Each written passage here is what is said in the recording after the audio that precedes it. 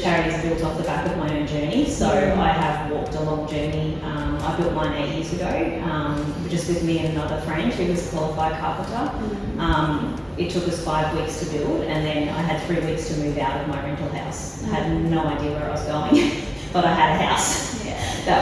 So I literally hooked up to a tow truck and went to a relative's farm out in Scenic Rim. Called the Scenic Rim Council, said, this is where I'm at, this is my address, am I okay being here, am I legal, am I okay to stay?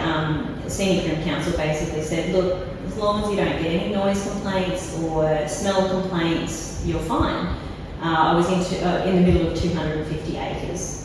Nobody could see me, let alone smell me or hear me. So me and my kids settled there. Ideally, that was where I was going to stay put. Then I had to move again because I got remarried. So we moved back closer to Brisbane, into Logan City Council. So Logan City Council eventually found me.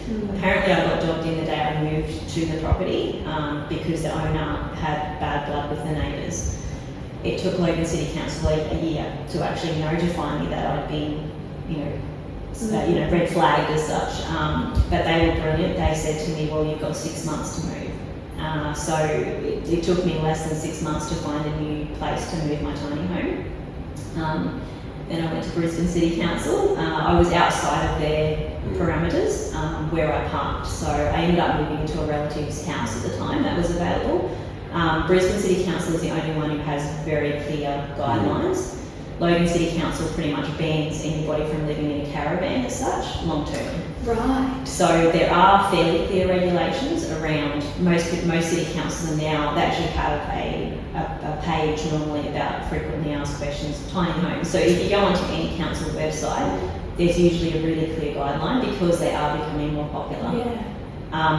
So essentially, but long term, what we're looking at doing with a group called Global Sisters is to actually have private land owned by up to 3 women.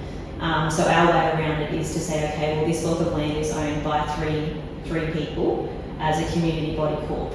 So basically 3 tiny homes, all under one roof with one walkway, all legally above board as buildings rather than caravans, all plumbed in correctly. And so we're doing it all above board so that long term it is sustainable and in a way that council can put restraints or guidelines around it. So we're framing it in a way that council understands.